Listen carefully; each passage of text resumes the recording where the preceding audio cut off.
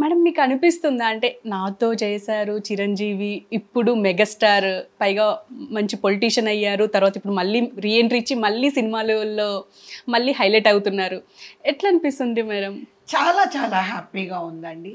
ఎందుకు అని అంటే ఓవర్ నైట్ ఆర్టిస్టులు అయ్యేవాళ్ళు కొంతమంది ఉంటారు, మళ్ళీ అదే అక్కడికే వస్తున్నాను నేను. కానీ కష్టపడి పైకి వచ్చేవాళ్ళు కొంతమంది ఉంటారు.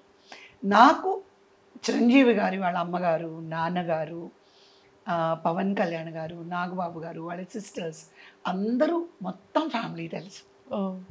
సో వాళ్ళ విలేజ్కి వెళ్ళడం కానీ, మేము కలవడం కానీ, లైక్ చెన్నైలో ఉంటే రెగ్యులర్గా చిరంజీవి గారి ఇంటికి వెళ్ళడం కానీ, ఏదైనా విశేషం ఉంటే వాళ్ళ ఫ్యామిలీని ఇన్వైట్ చేయడం కానీ. అలాగే చూసుకున్నారంటే నాకు అల్లు అరవింద్ గారు, అల్లు రామలింగయ్య గారితో నేను ఎన్నో సినిమాల దగ్గర 50-60 సినిమాలు నేను చేసి ఉంటాను. అప్పుడు అల్లు అరవింద్ గారి పరిచయం కానీ, సురేఖ గారి పరిచయం కానీ, వాళ్ళ ఇంట్లో ప్రతి ఒక్కరు పరిచయము. ఇన్ఫ్యాక్ట్ అల్లు అరవింద్ గారి యంగర్ బ్రదర్ మా తమ్ముడి క్లాస్మేట్ అనమాట. ఓకే. సో అంటే మేము చెన్నైలో ఉండేటప్పుడు లైఫ్ ఎలా ఉండేది అని అంటే లైక్ ఒక కుటుంబం. మేము జస్ట్ మేము వెళ్ళి వాళ్ళ ఇంటికి వెళ్ళి కలవచ్చు, వాళ్ళు మా ఇంటికి వస్తారు. సో దెర్ ఈజ్ నో పిఏలు, పిఆర్ఓలు, వాళ్ళకి ఫోన్ చేయాలి, వాళ్ళు ఫోన్లు తీయరు. వాళ్ళ ఇప్పుడు ఆర్టిస్ట్ని ఇప్పుడు నేనే చిరంజీవి గారిని కలవాలి అనుకోండి, నేను కలవలేను. మీరు అందరూ ఏమనుకున్నారు, బా కవిత గారు చిరంజీవి గారు కలిసి యాక్ట్ చేశారు కదా, సో కవిత గారు చిరంజీవి గారు రెగ్యులర్గా కలుస్తారేమో అని అనుకోవచ్చు.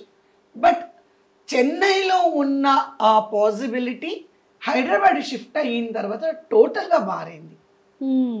ఎక్సెప్ట్ నాగేశ్వరరావు గారు, రామారావు గారు, కృష్ణ గారు, విజయ నిర్మల గారు, అంతే. అంటే నాకు తెలిసిన కృష్ణంరాజు గారు, వీళ్ళు తప్ప. అండ్ బాలకృష్ణ గారు. మీరు బాలకృష్ణ గారిది డైరెక్ట్గా నా దగ్గర నంబర్ ఉంది, ఆయనకి డయల్ చేస్తానంటే చెప్పండి కవిత గారు అని అంటారు. అంటే ఒక ఎగ్జాంపుల్ చెప్తున్నాను మీకు. సో ఇదే ఇతర ఆర్టిస్టులు కానీ లేదా చిరంజీవి గారు కానీ ఎప్పుడైనా నేను ఆయనకి అవార్డ్స్ వచ్చినప్పుడు కానీ, ఆయన పిక్చర్ ఏదైనా సక్సెస్ అయినప్పుడు కానీ నేను కమ్యూనికేట్ చెయ్యాలి అని అంటే మనకి పిఆర్ఓ నంబర్లే ఉంటాయి. సో పిఆర్ఓ నంబర్లు అనేటప్పటికి వాళ్ళు ఫోన్లు తీయరు. ఒకవేళ తీసినా వాళ్ళకి అక్కడికి వెళ్ళి చెప్తారో లేదో కూడా తెలీదు. So the connectivity is cut off. మీకు అర్థమైంది?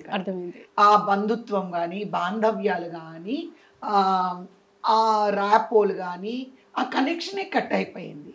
ఇప్పుడు నేను నాగేశ్వరరావు గారి ఇంటికి ఇంతకుముందు నేను హైదరాబాద్ షిఫ్ట్ అయిన తర్వాత ఫోన్ చేస్తే ల్యాండ్లైన్ నంబర్ ఉంది ఆయనకి, ఆయనే ఆన్సర్ చేసేవారు.